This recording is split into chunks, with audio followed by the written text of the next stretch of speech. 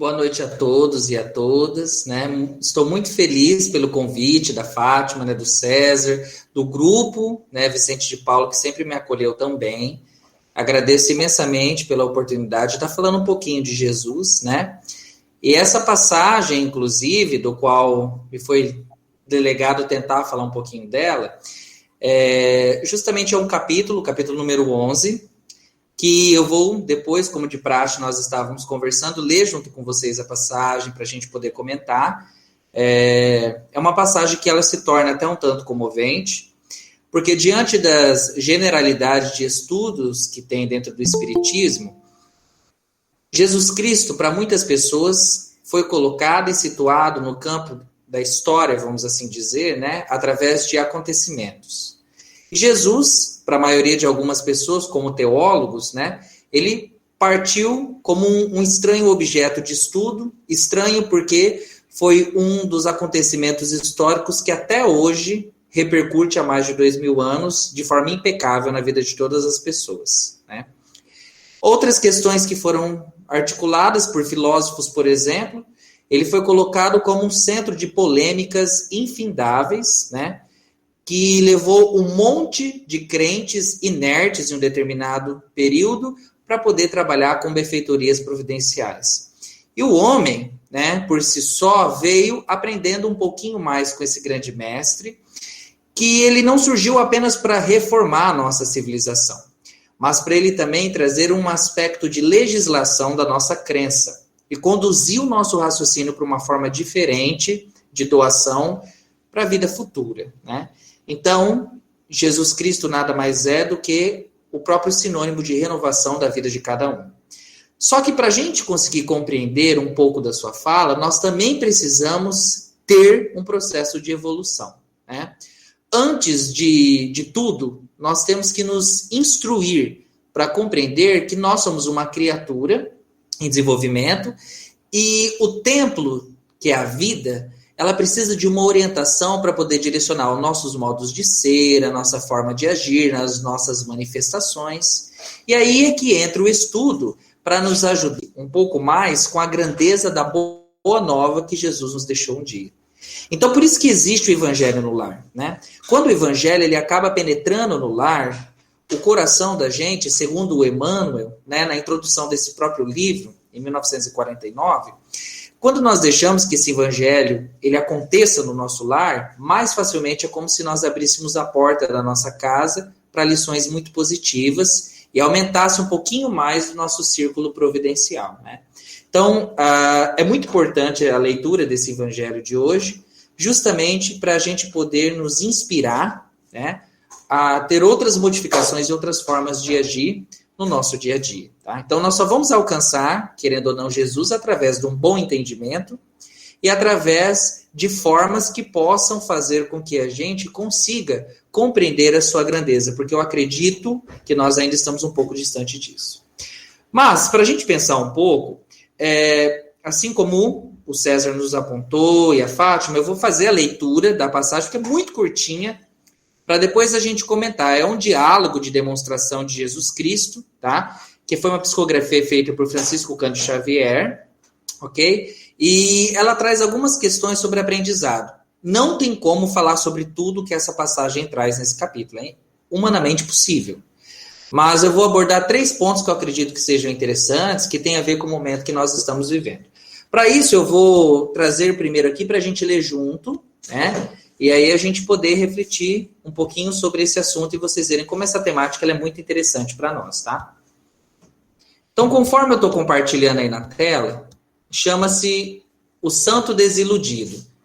Aqui para mim está aparecendo que todos vocês estão observando, né? Então eu vou ler com vocês para depois a gente discutir, tá?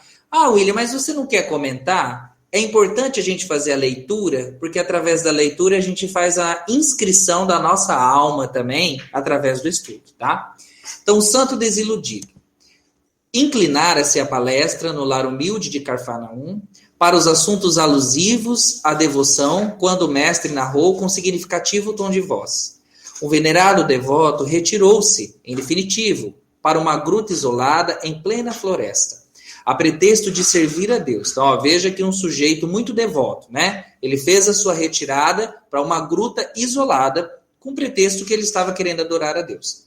Ali, vivia entre orações e pensamentos que julgava irrepreensíveis, e o povo, crendo tratar-se de um santo Messias, passou a reverenciá-lo com intraduzível respeito. Quer dizer, todas as pessoas da população da época começaram a considerar ele com muito respeito.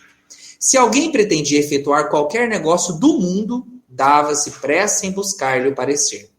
Fascinado pela alheia consideração, o crente, estagnado na adoração sem trabalho, supunha dever situar toda a gente em seu modo de ser, com respeitável desculpa de conquistar o paraíso. Se um homem ativo e de boa fé trazia-lhe à apreciação algum plano de serviço comercial, ponderava escandalizado. É um erro. Apague a sede de lucro que lhe ferve nas veias. Isto é ambição criminosa. Venha orar e esquecer a cobiça. Quer dizer, para ele, convidava as pessoas a compartilhar daquela atitude dele de isolamento do mundo. Se esse ou aquele jovem lhe rogava opinião sobre o casamento, clamava aflito. É disparate. A carne está submetendo seu espírito, isso é luxúria. Venha orar e consumir o pecado. Quando um ou outro companheiro lhe implorava conselho acerca de algum elevado encargo, na administração pública, exclamava compungindo. É um desastre. Afasta-se da paixão pelo poder, isso é vaidade e orgulho. Venha orar e vencer os maus pensamentos. Surgindo pessoa de bons propósitos, reclamando-lhe a opinião quanto a alguma festa de fraternidade em projeto, objetava irritadiço. É uma calamidade. O júbilo do povo é desregrado. Fuja a desordem. Venha orar, subtraindo-se à tentação. E assim, cada consulente, ou seja, cada pessoa que ia tirar consulta com ele, né, em vista da imensa autoridade que o santo desfrutava, se entristecia de maneira irremediável e passava a partilhar-lhe os ócios da solenidade, em absoluta paralisia da alma. O tempo, todavia, que transforma, trouxe ao preguiçoso adorador a morte do corpo físico. Porque até aqui, pessoal, a gente entende que ele adorava a Deus, mas ele tinha saído da zona do trabalho, né? Todos os seguidores dele o julgavam arrebatado ao céu e ele mesmo acreditou que, do sepulcro, seguira direto ao paraíso. Com inexcedível assombro, porém, foi conduzido por forças das trevas a terrível purgatório de assassinos. Em pranto desesperado, indagou, à vista de semelhante e inesperada aflição, dos motivos que lhe haviam sitiado o espírito em tão pavoroso e infernal torvelinho. Então aqui a gente já percebe, né, que ele não foi para um lugar muito positivo. Sendo esclarecido que, se não fora homicida vulgar na terra, era ali identificado como matador da coragem e da esperança de centenas de irmãos em humanidade. Silenciou Jesus, mas João, muito admirado, considerou: Mestre, jamais poderia supor que a devoção excessiva conduzisse alguém a infortúnio tão grande. O Cristo, porém, respondeu imperturbável: plantemos a crença e a confiança entre os homens, entendendo, entretanto, que cada criatura tem o caminho que lhe é próprio. A fé sem obras é uma lâmpada apagada. Nunca nos esqueçamos de que o ato de desanimar os outros nas santas aventuras do bem é um dos maiores pecados diante do poderoso e compassivo Senhor. Bom, essa passagem aqui, né, que eu trouxe aqui para a gente observar, para a gente fazer uma leitura, ela vem trazer para nós diversas análises que nós podemos, né, ficar a noite inteira comentando sobre isso. Só que dentro dessas análises, algumas que acredito, né, que estejam mais na superfície da explicação do que provavelmente o espírito amigo que fez essa escrita ele quis nos passar. Eu acredito que uma das análises que passa a ser importante é a gente pensar sobre 3 pontos. O primeiro ponto que a gente tem que pensar sobre a questão do conhecimento, o segundo ponto sobre a questão do trabalho, e o terceiro ponto é a questão da responsabilidade que existe de nós aqui na Terra.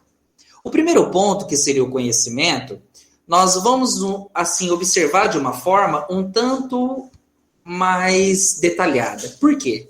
Quando Sócrates, que foi um dos precursores, né, da mensagem de Jesus Cristo, inclusive do próprio Espiritismo, como está enunciado em diversos livros, né, espíritas, ele recomendou que a gente conhecesse a nós mesmos, só que essa mensagem que ele fez talvez não tivesse um alcance tão grande diante da proposta daquilo que pudesse ser interpretado, que depois nós vimos por Jesus. O que Sócrates, de certa maneira, também quis dizer com isso, já iniciando essa mensagem? Que um dos caminhos mais certeiros e fáceis, vamos assim dizer, para a gente atingir o nosso objetivo maior, é a plenitude de conhecimento de nós mesmos, do amor, e após nós cumprirmos todas as etapas evolutivas, passo a passo que nós vamos chegar através desse entendimento. Só que o que ocorre? Diante da nossa pequenez, nós somos seres em constante evolução. E muitas vezes, pelo fato de nós acreditarmos que nós já temos leitura suficiente, que nós já temos idade suficiente, que nós já temos experiências suficientes, nós esquecemos que nós somos sujeitos que estamos em aprendizado. E através disso, o plano espiritual ele é infinito nas suas camadas de evolução. E nós imaginamos que dentro dessa infinitude, aqui na Terra, por causa da veste carnal que nós estamos, nós pensamos na finitude do nosso conhecimento. E nós esquecemos que nós estamos em constante evolução e acreditamos que as nossas interpretações e as interpretações que os outros nos ensinaram assumem uma postura de forma correta a agir da nossa vida e da vida das outras pessoas. E uma vez definido isso nos nossos espíritos, né, sendo que todos nós somos filhos do mesmo Pai, mas cada um faz a sua interpretação das leituras da vida, os sujeitos, as leis, os direitos, as obrigações, né? Tudo isso daí vai partindo do homem levar a questão do entendimento do livre-arbítrio. E nós nos definimos como essa individualidade, né? Só que, ao mesmo tempo, nós acreditamos que somente existe uma forma de nós sermos destinados à felicidade ou uma crença cega possível para aquilo. Então, muitas vezes, nós deixamos todo o nosso desejo e todo o nosso esforço de lado e colocamos essa questão do amor, do trabalho e da justiça sem uma observação mais atenta. William, o que você quer dizer isso, a falta de entendimento? Nós estamos, por exemplo, eivados por uma nuvem de falsos profetas nesse período que nós estamos nos deixando levar. Muitas vezes, essas pessoas que são colocadas nos totens da vida, ou que são colocadas dentro de muitas plenárias para poder falar, elas ali mesmo, diante da sua pequenez, acreditam que já estão grandes dentro daquele processo. E vão repassando, às vezes, ideias para que os outros possam seguir. E acabam esquecendo que esse aprendizado ele é constante, que nós não somos perfeitos. E muitas vezes, sendo considerados como pessoas nobres, pessoas oradoras, pessoas que estão conduzindo massa de outras pessoas, essas pessoas acabam caindo no conceito da vaidade e acreditam que somente aquela forma de agir seria a forma correta. E influencia milhares de outras pessoas e, a partir disso, essa pessoa se torna endividada perante ela mesma e os outros, que às vezes a seguem de maneira iludida por não buscarem outros conhecimentos, se tornam endividados deles mesmos e dos outros, né? Então, o conhecimento, ele é uma mola propulsora, mas ele tem que estar em constante informação. Essa passagem, ela nos deixa perceber que muitas das pessoas que iriam buscar esse sujeito, na realidade, elas não estavam em busca de um conhecimento para poder identificar a sua reforma interior. Na realidade, essas pessoas estavam querendo respostas para resolver um problema pessoal e pontual, acreditando que resolvendo aquilo, a felicidade poderia ser resolvida. E não buscavam o conhecimento sobre aquilo lá. E essa percepção deles vai sendo deixada de lado sobre a vida e, ao mesmo tempo, essas pessoas vão deixando de evoluir. E esse sujeito também, através desse tratamento que ele colocou do isolamento, demonstrou que é um tratamento ineficiente e perigoso. E aí que a gente entra a pensar, então, qual é a minha tarefa na vida? Que é o segundo ponto, que é o trabalho. Por quê? Se nós não buscamos conhecimento, nós somos presas fáceis das pessoas que, na realidade, parecem possuir maior conhecimento, não é? São, por exemplo, os falsos cristos e falsos profetas modernos, tá? E o que acontece? Qual que seria a minha tarefa, então, na vida? Há uma outra questão a ponderar nessa passagem, que é o trabalho. O que seria esse trabalho? Muitas pessoas pensam que trabalho é que nem no meu caso, ser professor, trabalho é eu ser advogado, trabalho é eu atuar na questão do comércio, trabalho é automaticamente eu ser um varredor de rua. Nós temos que compreender que o nosso espírito é imortal. E isso pode ser um diagnóstico, às vezes, equivocado, também sobre a nossa realidade. O trabalho é tudo aquilo que nosso espírito é capaz de fazer em todas as esferas. Então, quando nós desencarnamos, nós deixamos de lado aquele ofício que na encarnação presente nós postulamos a desenvolver e vamos continuar o nosso trabalho de espírito na erraticidade. Então, tem espíritos que trabalham para o bem, tem espíritos que trabalham para o mal. O nosso trabalho ele é constante. Então, o trabalho do William, por exemplo, que vos fala aqui, é um trabalho constante de reforma. Não adianta eu exercer o meu ofício educacional numa sala de aula, passando determinados conteúdos, mas o meu trabalho na edificação do bem não for feito. E o que acontece? Aquilo que ocorreu também no livro do André Luiz, né? Que nós conhecemos muito bem diante os vários, né? Mas que fala justamente sobre o desencarne dele. Quando houve o desencarne do André Luiz, ele foi um exímio sujeito que fez o exercício do seu ofício. Mas, por causa de equívocos e diagnósticos da vida, que foram nada mais do que realmente equivocados, ele acabou sendo conduzido para um outro lugar como sujeito que estava ali, alegando para si mesmo, na ilusão da vitória, que aquilo era o correto. Tanto que, chegando ao outro lado, ele imaginou que ele continuaria sendo aquele médico prestigiado que ele foi aqui. E, na realidade, o trabalho dele lá, que era observado, era o trabalho do bem. Então, quando ele acabava o ofício, o trabalho dele continuava. Na palavra amiga, no exemplo, na maneira conduzida e correta de exercer a sua fé, no trato com aqueles que não poderiam lhe oferecer nada. Esse era o trabalho para o bem, como um dos pontos que precisavam ser analisados e que, por sua vez, às vezes era deixado de lado. Então, muitas vezes nós imaginamos, nossa, eu vou buscar essas pessoas para que essas pessoas resolvam a questão da minha vida. Mas qual que é a tarefa da nossa vida? Todos nós temos um projeto de vida física, mas também um projeto de vida espiritual, que ela está ligada com a vida física. Para algumas pessoas, a reencarnação ela pode ter sido compulsória, como uma lei de causa e efeitos, mas para a maioria de nós ela foi escolhida. Então, nós somos, querendo ou não, os coordenadores do projeto da nossa vida. Nós participamos ou não ativamente desse projeto. Tanto que André Luiz, no livro Missionários da Luz, com a psicografia do Francisco Cândido Xavier, ele traz, inclusive, um caso muito interessante que seria do Segismundo, que é um dos protagonistas em fase de preparação para a reencarnação. Então, para identificar a tarefa da vida, não é uma questão muito fácil.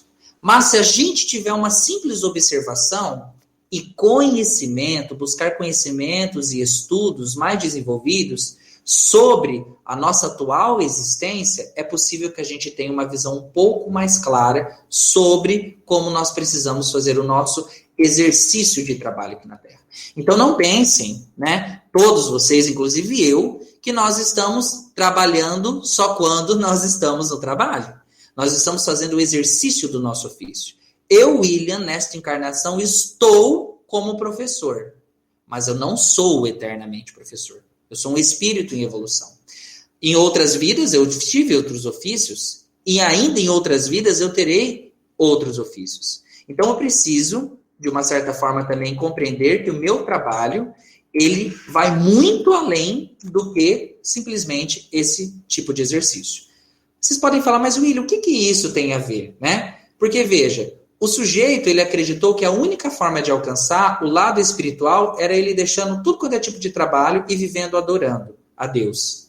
Mais vale um sujeito que tenha uma atitude nobre, do que, na realidade, um sujeito que ele fica o dia inteiro fazendo o evangelho, o dia inteiro fazendo oração, mas, no fundo, ele não modifica a sua própria realidade. Porque para a espiritualidade, o trabalho nada mais é do que essa prática que nós vamos ter, né, da nossa reforma interior sendo desenvolvida.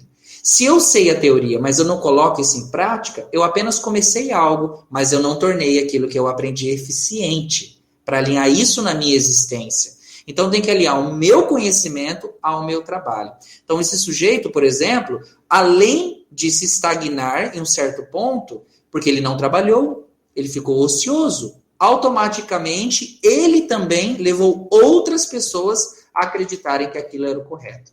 E as pessoas, por falta de conhecimento, criou essa circunstância. Então, para descobrir, de certa forma, quem somos nós, né? Hoje, as nossas atitudes, as nossas funcionalidades, a gente tem que tentar interpretar essa boa vontade, essa boa nova de Jesus Cristo de uma forma mais humilde, tá? Porque muitos são os caminhos e muitas são as fontes, mas poucas interpretações são as corretas. Se nós observarmos, a todos os dias, 24 horas, nós recebemos mensagem de pensamento, de sentimento, de atitude, de padrão vibratório, não é? A gente irradia, a gente recebe, nós temos a lei da sintonia, nós temos a lei do retorno. Então, nós estamos todos envolvidos dentro desse quadro. E aí, talvez por isso, que nós, né, não percebemos algumas desarmonias na nossa vida. Quando nós estamos tendo dor, sofrimento, pena, castigo, sorte, azar, destino, a gente vai colocar tudo na culpa de Deus. A gente esquece que quando a dor nos visita, o que nós consideramos castigo, ou quando o azar nos faz essa visitação, nada mais é do que um alerta da espiritualidade para nos demonstrar que nós estamos saindo fora do trilho do caminho que vai nos levar para a felicidade. Mas a gente teima. A gente demora nessas complicações e a gente acaba querendo ir longe, né? Então, esses dois pontos, eu penso que é o conhecimento, a questão do trabalho, né? São questões que se tornam fundantes, fundamentais da gente reparar. E um outro ponto que eu imagino que também seja interessante para a gente falar sobre essa questão do evangelho, né? Que eu acho que permeia muito a nossa realidade, né, é a maneira como realmente nós vamos conduzir a nossa vida, tá? Por quê? Há mais ou menos 250 anos, nós tivemos um pensador inglês chamado Thomas Reid, e ele afirmou que nós, né, que a criatura do seu tempo, por exemplo, já havia perdido o endereço de Deus. E na atualidade, nós podemos dizer que nós também estamos, de uma certa forma, perdendo esse endereço de nós mesmos. Por isso que, às vezes, nós nos sentimos equivocados, nós nos sentimos mal com a situação, porque se nós entendemos o caminho que nós estamos e temos fé nele, não haveria motivo para a gente se aturdir com alguma coisa. Então, vários conflitos, várias necessidades, várias utopias que estão no nosso mundo estão aparecendo justamente por causa dessa questão da percepção que nós precisamos ter da nossa realidade. Vamos pegar um exemplo agora. No Brasil, nós enfrentamos uma crise que não é de agora. Ela vem se arrastando através de muitos tempos, diversas crises em si. Mas talvez chegou o momento da gente começar a prestar atenção nesses tumores sociais em que tem atingido todas as pessoas num nível muito grande. E que eles precisam ser cirurgiados, né? Ou seja, alguns deles, sendo cirurgiados desses tumores sociais, eles vão, de uma certa forma, ser arrancados dessas chagas aí que estão criando problemas para nós. Então, às vezes o que a gente acha que é nobre, precisa ser revisitado. Às vezes o que a gente acha que é honra, precisa ser revisitado. Às vezes o que a gente acha que é saudável, precisa também ser revisitado. E, através disso, a gente não vai cair num pedestal de adoração de bases que não são fincadas na dignidade, né, e na altivez de Jesus Cristo. Mas, muitas vezes, a gente se finca nos escombros da própria indignidade humana. Então, uma das grandes lições, né, que a gente tem que perceber, né, que eu acredito que esse evangelho traz para nós hoje, é a gente pensar sobre essa análise do que Jesus quer dizer para nós com essa passagem. Acho que o ponto do autoconhecimento, o ponto do trabalho, né? Esse ponto dessa edificação humana, que eu até dei outro nome no início, mas que envolva todas essas questões do nosso processo de civilização, né? Pessoal.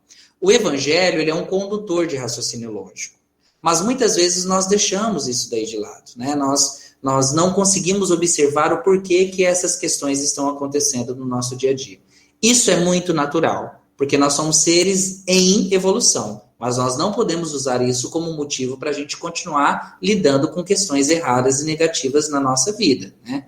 E, para encerrar um pouco a minha fala, uma das coisas mais interessantes que eu penso, que a gente pode pensar, é assim, sobre essa questão do trabalho, essa questão da caridade, né? Essa questão de toda essa reflexão que eu acho que nós podemos levar desse evangelho, é justamente sobre essa questão, né, de vigilância, tá?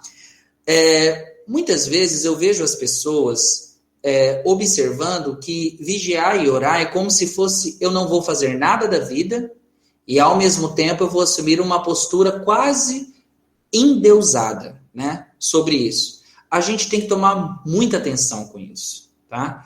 Porque os nossos impulsos, eles têm que ser cuidadosamente observados, né? Porque eles vão delimitar a nossa qualidade de vida, a maneira como a gente vai se projetar futuramente, as reações e tudo mais, né? Então, esses impulsos, muitas vezes nós não observamos, mas nós somos influenciados, como nessa passagem nos coloca, para sermos vítimas de uma influência de determinadas mentes externas que não estão nos ajudando, às vezes, no nosso processo evolutivo. E com muito estudo, treino e trabalho, a gente vai começando a perceber com facilidade o que nos pertence e o que não pode fazer parte do nosso acervo de personalidade e de comportamento psicológico. Ou seja, torna-se extremamente vital, né, a gente não se descuidar mais na fase que nós estamos. E por que eu estou dizendo isso para vocês? Porque muitas posturas que hoje ainda, infelizmente, são consideradas normais, em outra época, né, elas vão ser modificadas. O William que é hoje, daqui a uns tempos não será o mesmo. Então, pelo fato da maioria apresentar-se de uma determinada forma, isso nos induz a pensar que não é preciso a gente reformar as coisas. Veja bem o que eu quero dizer. Muitas vezes, a maioria age de uma forma. Isso nos induz a pensar que não é preciso reformar as coisas. Ansiedade, doentia, medo mórbido, tudo isso sinaliza problema psicológico muito sério. E isso precisa ser autocorrigido durante o tempo, mas não com remédios, né? Mas com observações sobre a intolerância, sobre a ganância, sobre a inveja, a ansiedade, o medo, né? Então, conforme vai nos mostrando a doutrina espírita, com muito critério, estudo e trabalho, né, para gerar esse conhecimento, mas de forma perseverante, é importantíssimo. Porque só é possível a gente montar um diagnóstico, né, de uma imagem da nossa vida evolutiva quando nós conseguimos agregar esses dois fatores. Então, não é necessário também a gente se preocupar de forma exagerada com essas mudanças, porque elas vão acontecendo naturalmente, né? Mas a tendência é que, conforme a gente vai aplicando esse conhecimento e vai traduzindo isso no nosso trabalho do dia a dia, isso vai nos induzindo a uma transformação de uma forma progressiva e natural. E é aí que nós vamos observar que o trabalho que nós viemos realmente desenvolver, nós estamos conseguindo para conosco, para com os outros, né? E é necessário, então, ter esse diagnóstico, é necessário observar que somos seres que ainda temos pouca consciência a respeito de quem somos nós e o que fazemos aqui.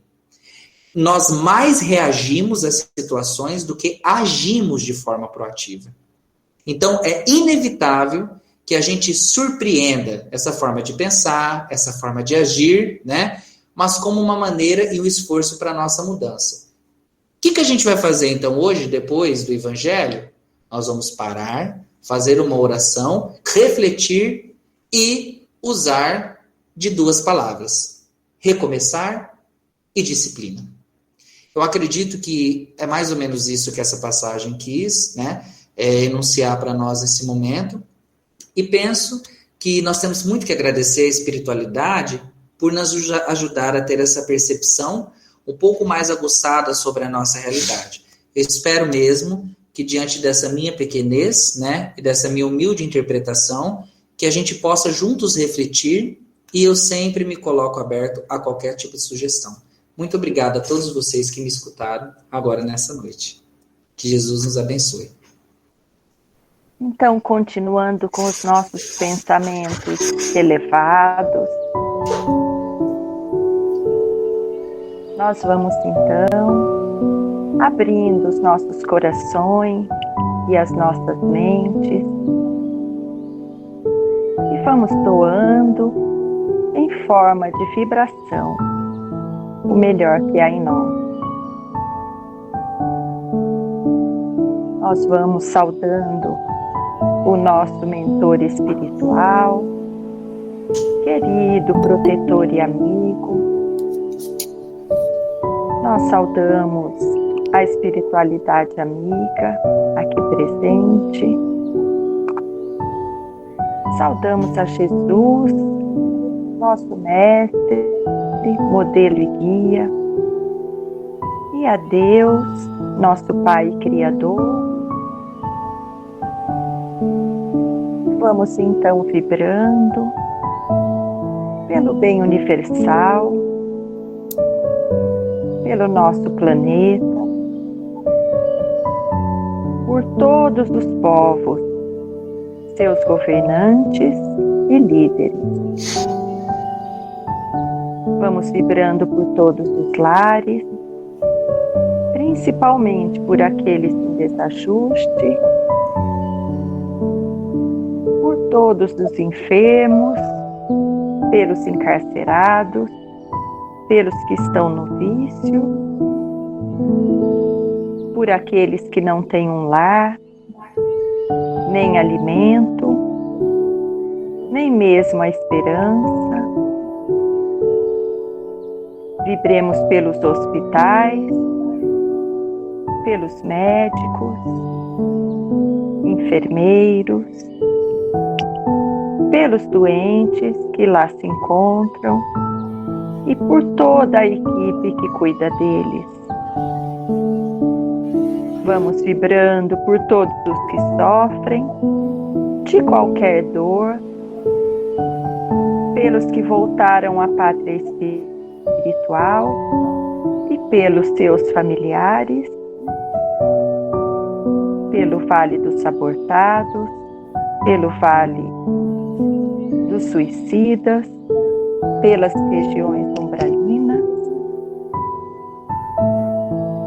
Vibremos com muito carinho pelo Brasil, por toda a sua população e pelos seus governantes e líderes, pela paz entre todos. Vibremos ainda pela paz entre todos os lares, pelos nossos lares, pelos nossos locais de trabalho, pelos nossos companheiros de trabalho, por todos os nossos amigos e por aqueles que porventura nos queiram mal, ou a quem em algum momento da nossa evolução, da nossa vida, tenhamos feito mal. Vamos vibrando pelos desencarnados, por todos aqueles que estejam necessitados neste momento, por todos que estão em dor e sofrimento, e enfim, pedimos por nós mesmos, endereçando uma vibração amorosa a nós que aqui estamos para mais uma jornada, para mais uma busca da nossa evolução, do nosso autoconhecimento, como foi falado pelo William, e que nós possamos a cada dia encontrar esse nosso caminho e fazer um pouquinho melhor. pouquinho mais do que ontem e amanhã um pouco mais do que hoje. E assim nós encerramos as vibrações da noite, dando graças a Deus. Que assim seja.